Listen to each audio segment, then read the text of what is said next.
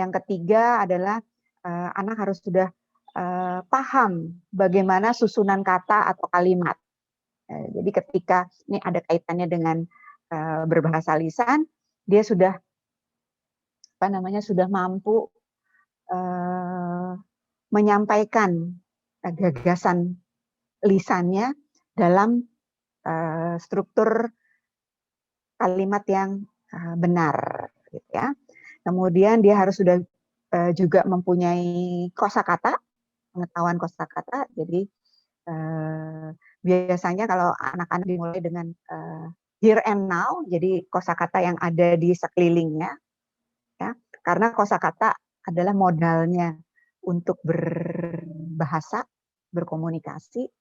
Ya, jadi anak pun harus sudah memiliki itu, dan juga terbiasa melihat beragam tulisan, ya, atau bahan bacaan atau buku. Jadi poster bisa, flyers, ya, any kind of materi cetak. Jadi ini kelima unsur pertama. Ya. Dan ini ya, si tali-tali tadi, si tali 5 tali tadi, diperolehnya satu persatu biasanya, ya, tahap demi tahap. Oleh sebab itu digambarkan dalam Scarborough Rope, ya, satu-satu dipilin, gitu ya. Kemudian 3 berikutnya ini lebih kepada struktur bahasa, ya. Jadi dia mengenal huruf, kemudian menyadari adanya bunyi fonemik. Jadi fonemik kalau masih ingat dulu ilmunya adalah fonologi, ya. Itu adalah ilmu yang mempelajari satuan bunyi terkecil. Jadi anak menyadari bahwa ada bunyi, ya, di dalam abjad tadi, ternyata ada bunyi-bunyi yang masing-masing unik, gitu ya. Mempunyai bunyi sendiri, ya. Sehingga anak-anak menyadari ini. Nah, inilah kesadaran fonem. Nah, kemudian yang 3 yang terakhir adalah anak-anak belajar tentang bentuk dari kosakata.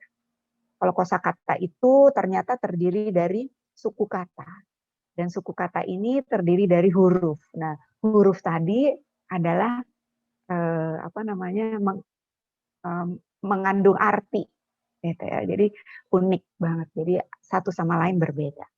Nah, ketiga unsur yang ini, yang di bawah ini, ternyata diperolehnya atau dijadikan kuatnya adalah melalui dikepang, jadi satu persatu. Ya, kemudian kepangan dan pilinan tadi digabungkan, akhirnya menjadi membaca. Ya. Oleh sebab itu di sini sampaikan bahwa membaca itu adalah ternyata koordinasi yang lancar dalam membaca kata dan memahami. Ya, tadi sebagian sudah benar, ya, tapi belum menyebutkan bahwa itu pelajaran yang susah. Ini tadi stres boleh, ya, stres salah satu mungkin karena susah menjadi stres. Gitu. Inilah yang harus diketahui oleh kita orang dewasa, karena biasanya kita sudah lupa bagaimana dulu belajar membaca. Karena belajar membaca terjadi, ya, berpuluh-puluh tahun yang lalu, mungkin 20 tahun, 10 tahun yang lalu, sehingga wajar kalau kita lupa. Tapi sekarang karena kita akan mendampingi anak-anak kita, ya, tentunya kita harus menyadari ini. Inilah yang kami tawarkan tadi, ya, untuk mempersiapkan anak belajar membaca melalui kegiatan ini. Inilah yang disebut dengan read aloud atau membacakan nyaring. Kalau di Mangunan ada buku bagus, saya ingatnya buku bagus, gitu ya. Jadi kegiatan di mana sebenarnya guru membacakan buku. Ya, guru memilihkan buku yang bagus, kemudian membacakan buku. Nah, ini persis seperti yang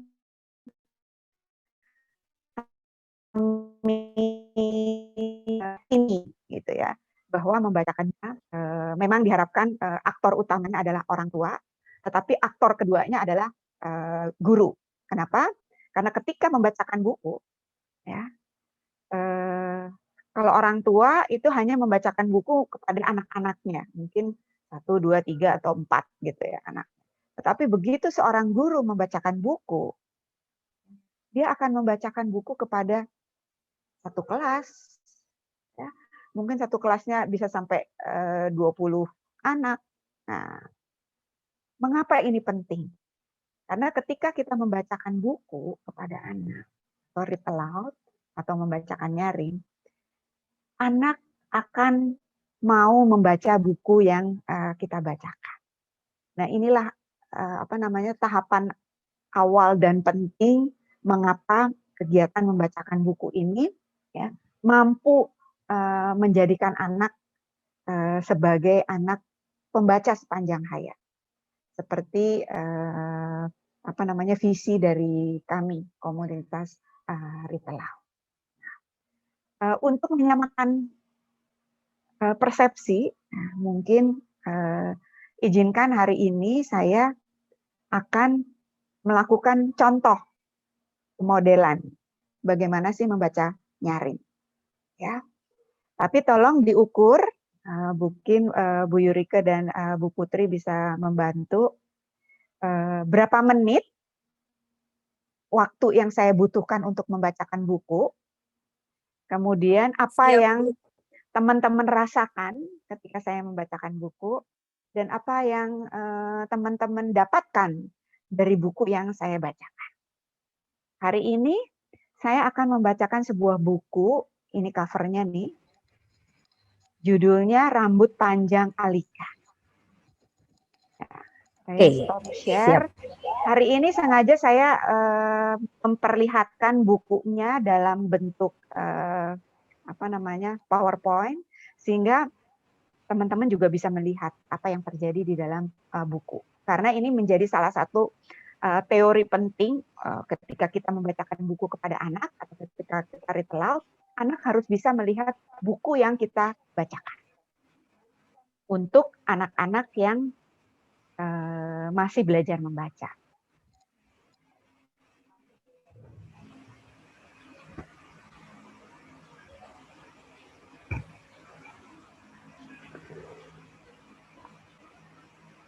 Ini cover dari bukunya. Mungkin rasanya ada di perpustakaan Mangunan. Judulnya adalah, ada ya? Ada Bu, sudah sampai rusak-rusak. Karena saking larisnya buku. Saking laris dan serunya buku ini. Jadi buku ini judulnya Rambut Panjang Alika. Kalau dilihat covernya, kelihatannya tidak menunjukkan ada rambut. Biasanya kalau rambut itu kan seperti yang ini ya. Hitam gitu ya. Lalu panjang. Kalau panjang itu berarti bukan hanya sebegini dong ya. Pasti akan mungkin sampai ke bahunya gitu ya. Terus apa yang ada di kepala Alika kalau bukan rambut ini? Betul. Ternyata di kepala Alika tuh ada apa? Ada pete. Ya. Ada daun bawang. Ya, ada kangkung. Dan apa yang ada di depan Alika? Ada cobek. Ya. Terong. Ada cabai. Sepertinya kalau ada cobek ini dia mau bikin apa? Sambal terong. Sambal terong. Nah, apa hubungannya antara sayur-sayuran ini dengan rambut?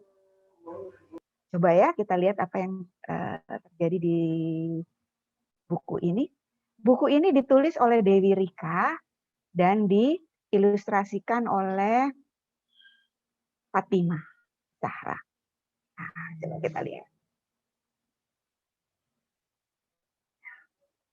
Alika menyukai rambut pendek ibu ketika masih muda. Oh, ini Alika. dengan rambut panjangnya. Alika ingin memiliki rambut seperti ibu di foto. Apa yang dilakukan oleh Alika?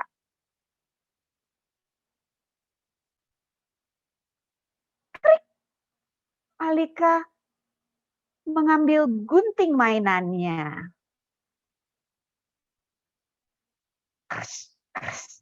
Alika menggunting rambut. Alika mengambil cermin dan wah, lihat wajahnya. Alika memotong rambutnya terlalu pendek dan tak beraturan. Inilah rambut pendek yang tak beraturan. Dan inilah wajah Alika yang terkejut. Alika tidak ingin siapapun melihat rambutnya. Di mana dia? Betul, dia bersembunyi di bawah meja. Alika berjalan ke dapur.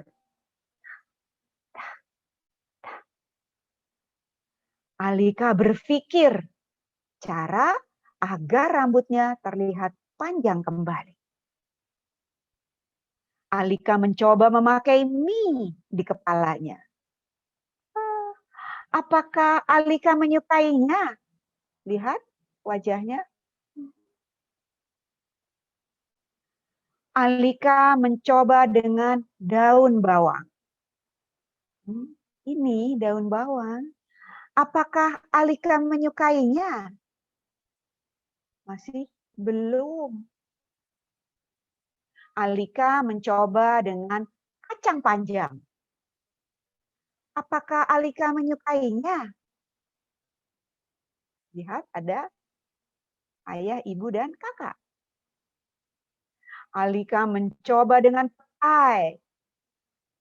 Apakah Alika menyukainya? Alika mencoba dengan kangkung. Apakah Alika menyukainya? Belum juga. Alika kemudian mencabuti rambut jagung. Oh, jagung itu punya rambut. Alika mencoba dengan rambut jagung. Apakah Alika menyukainya? Lihat. Belum. Alika tak ingin ayah dan ibu menemukannya. Dia berlari ke belakang, tirai dan bersembunyi. Dengan wajah masih sedih. Oh lala, kaki Alika terlihat. Alika terkejut. Ibu dapat menemukannya. Ibu kemudian memakaikan bando di kepala Alika.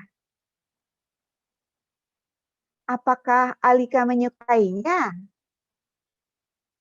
Lihat, wajahnya kembali bergembira. Ini akhir dari ceritanya. Bagaimana? Berapa menit tadi? 5 menit. 5,5 menit. 5,5 menit. Apa yang teman-teman rasakan waktu dengerin saya bacain? Senang, lucu. Nambah Bu, ada yang minta lagi. Menarik. Deg-degan juga. Deg-degan. Terus apa yang didapat dari buku tadi? Yang hanya 16 halaman. Yang sederhana selama 5 menit. Apa yang teman-teman dapatkan di sini? Ekspresi. Belajar ekspresi. Macam-macam Belajar tentang ekspresi. sayuran. Oh, sayuran. Mengimajinasikan sesuatu. Imajinasinya berkembang. Ya. Begitu. berhitung. Tuh. Ya, inilah teman-teman yang anak-anak dapatkan kalau kita bacain buku. Dan juga termasuk di dalamnya pasti anak-anak dapatkan kosakata. Ya, bahkan kadang-kadang kosakata baru. Gitu. Dan juga anak-anak menikmati. Ya, ada konflik di situ, ada permasalahan, dan ada solusinya. Dan ini adalah yang dialami oleh anak-anak kalau anak-anak dibacakan buku.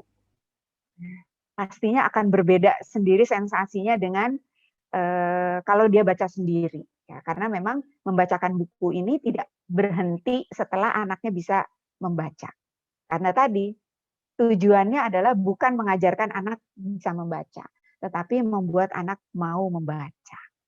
Tapi nggak usah takut, kalau kemauan yang kita bangun, pasti anak akan mencari jalannya untuk bisa membaca.